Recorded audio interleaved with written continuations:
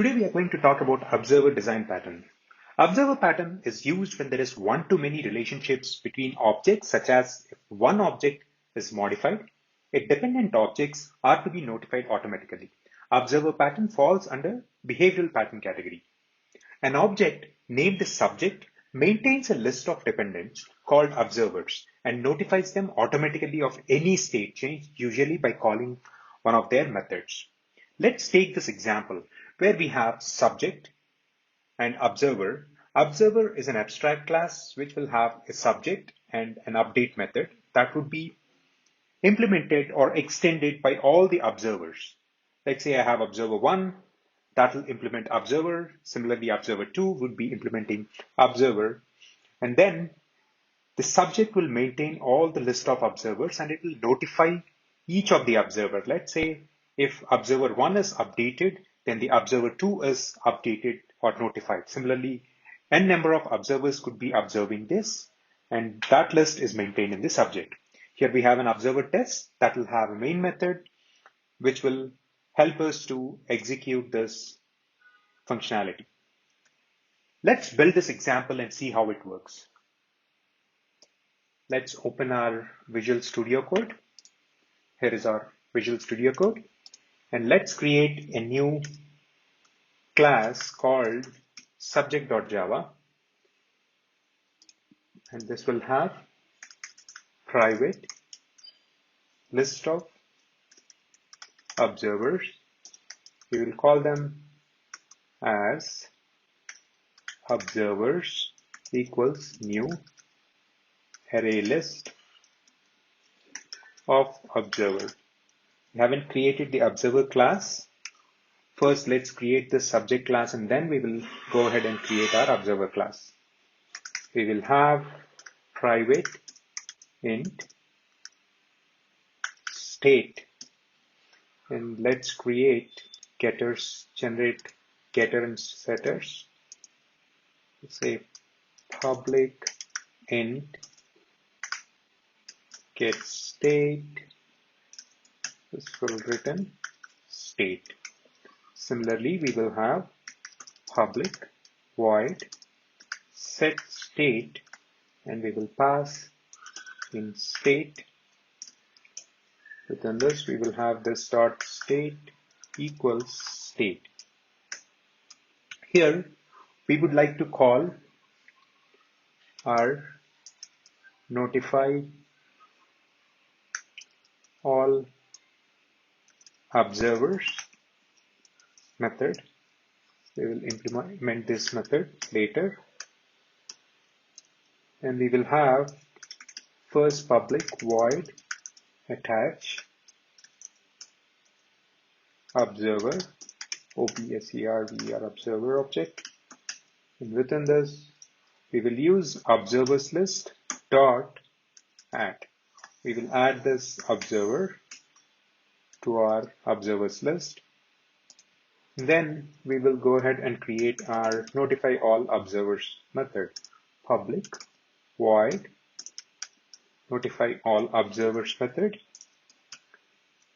This will have a for loop and it will iterate our observers, observer and observers.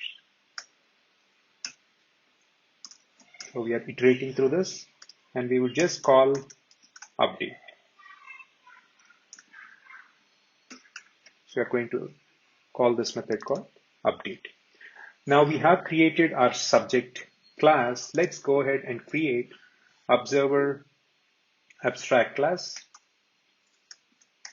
observer.java. This will have this protected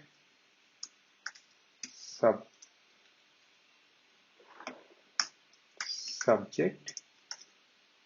Again, this will have one more public method called abstract void update. You see here, this is an abstract class. This is an abstract observer class. Let's go ahead and import list. Like you see, there are no errors because we have created the observer class. Let's go ahead and create the new observers, two observers. One would be observer1.java that will extend observer, and we will have a constructor called observer that will take subject as parameter, and within this we will say subject, this dot subject equals subject, then this dot subject dot attach method by passing this. This is our constructor. Let's go ahead and override our method called update. Public void update.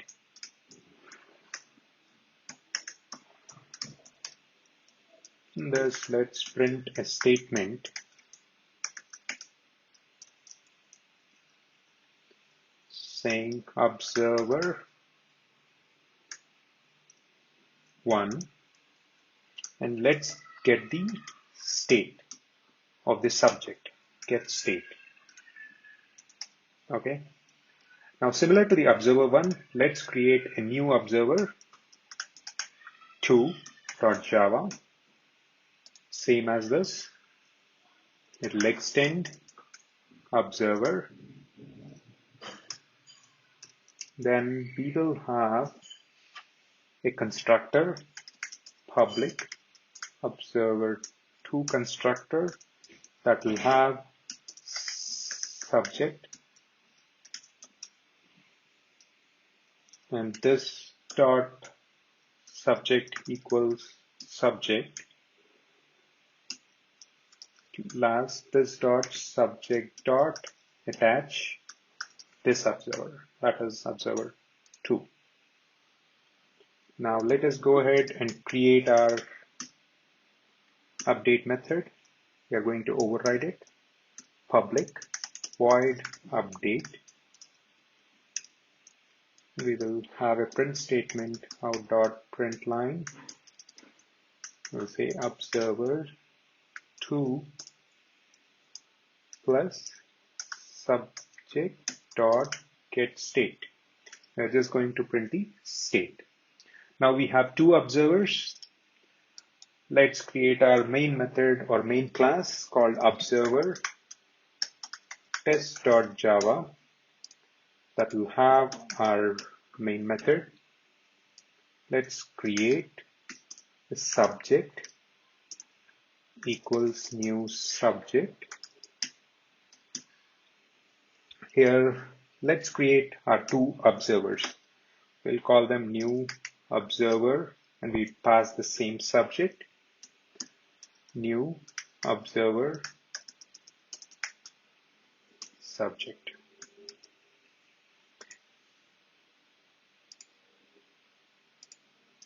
Let's print a statement system.out.println.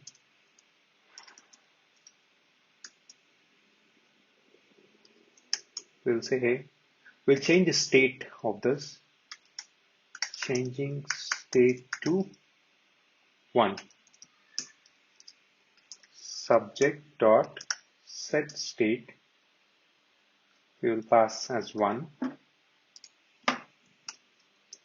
And now let's create one more print statement, out.println, changing state to 2.